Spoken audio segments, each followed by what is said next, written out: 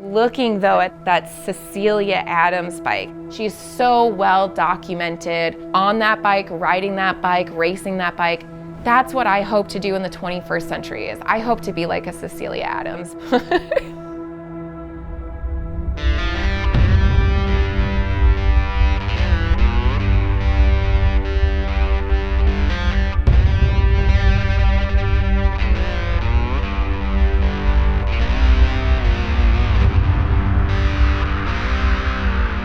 As long as they've been around, motorcycles have been a vehicle for self-expression. It's exactly why we wrench on bikes, chop them up, and make them our own. But there's more to it than that. It's the journeys and experiences that only motorcycles can provide. We're not just riding, we're riding our life stories, one unforgettable ride at a time. It's a life worth living and stories worth sharing.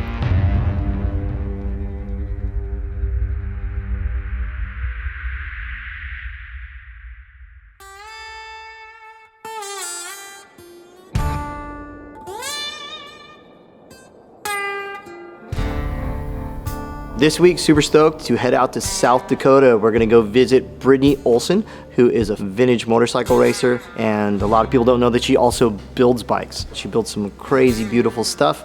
We are gonna get to see where she lives, what she does, and how she fabricates and builds not only her race bikes, but some customs as well. So really excited to see how they do it in South Dakota. Hey, how's it going, Roland? Welcome to South Dakota. Good to see you. Good to see you too. It's been a minute. Yeah, thanks for coming up in the Arctic cold weather we have going on right now. But come on in, take a look at what we're working on. Absolutely.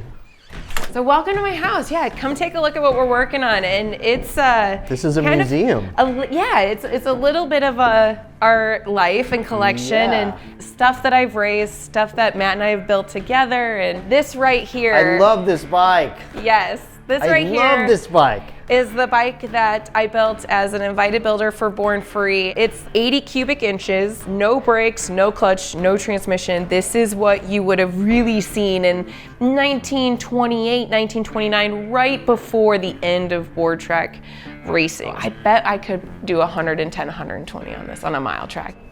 But when it comes to the build that I'm building, but we take it old school, we take it back to the Sport Scout, but more of like a street Sport Scout, not necessarily like racing Sport Scout. I'm really excited to see what you have cooking.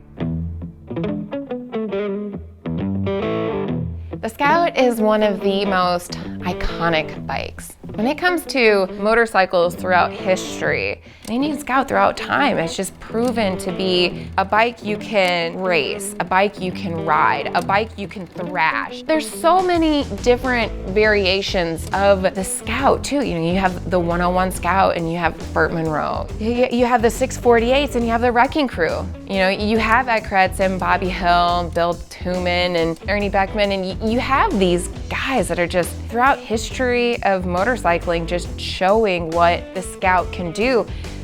But then here's something that doesn't really get hit on, right? The historical foundation for my bike build is the early 40s, early 50s, women riders that would ride Sport Scouts back in the day. And every time you see these iconic pictures of women racing and riding and thrashing on their Indians, they all have smiles. So you see Paddy Wagon racing it, you see Tracy Gear Jammers, and I have this one image and it is just ingrained in my brain. It is burned in my brain.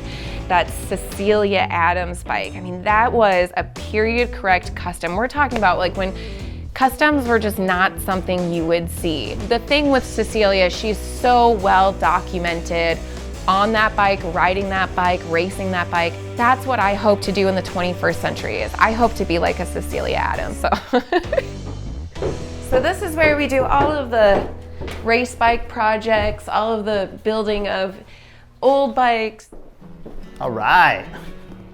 So, I got a little strip down here. Yeah. So what in particular do you want to bring from history into this modern bike? Yeah, the girder front end, the classic Sport Scout girder front end.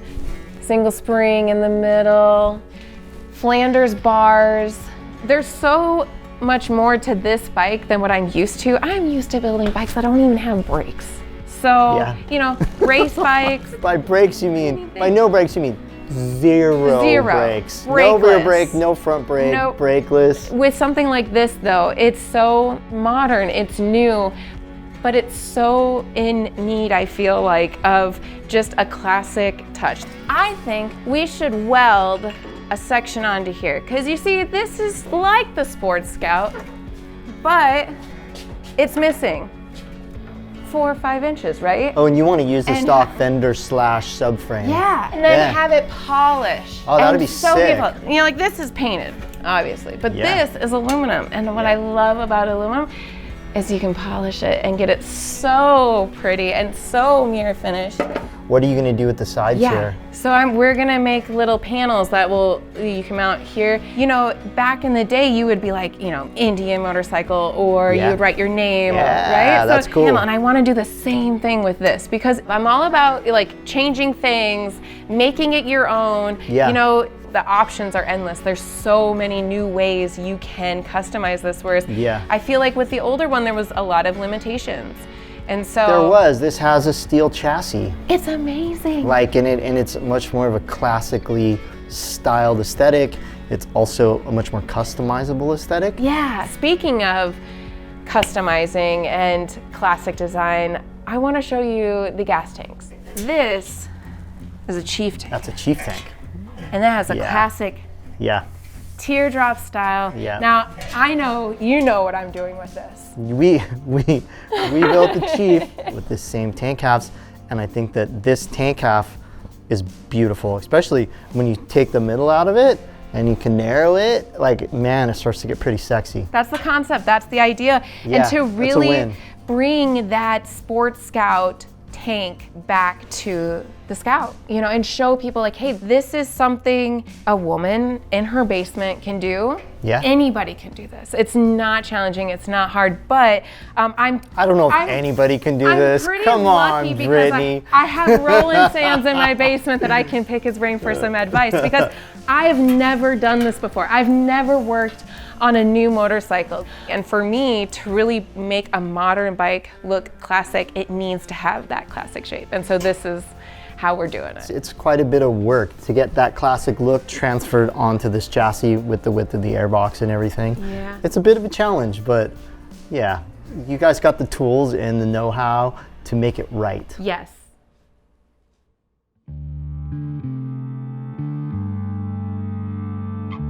This project in particular is so amazing for me personally, because a lot of people only know me from racing and being this competitor and cheerful, bubbly, enthusiastic person who loves old motorcycles, but they don't understand, or they don't see that I'm a fabricator. I grew up in the fabrication shop.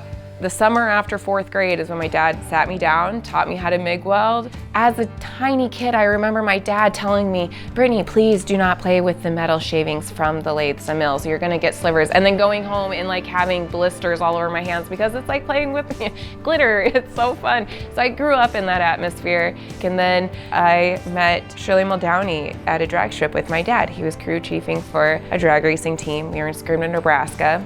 My dad showed me the movie Heart Like a Wheel. And at 3 years old, like, movies are fake. They're not real. They're, you know, produced in Hollywood. So I thought I was meeting a movie star, which I was so excited because I wanted to be Miss America. I wanted to be like, you know, Cindy Crawford, right? And when I met her, I asked when she was going to be in Hollywood making her next movie. And she said, oh, that wasn't me in the movie. Like, I'm the race car driver that the movie's about. And then it just clicked. It was like, oh my gosh, you mean I can be a race car driver? And she sat me in her car and told me I could be whatever I wanted to be when I grew up. So I took that mentality and put it into racing, put it into building, put it into whatever I wanted to be. I just had, you know, Shirley Muldowney on my shoulders saying, you can be whatever you want to be.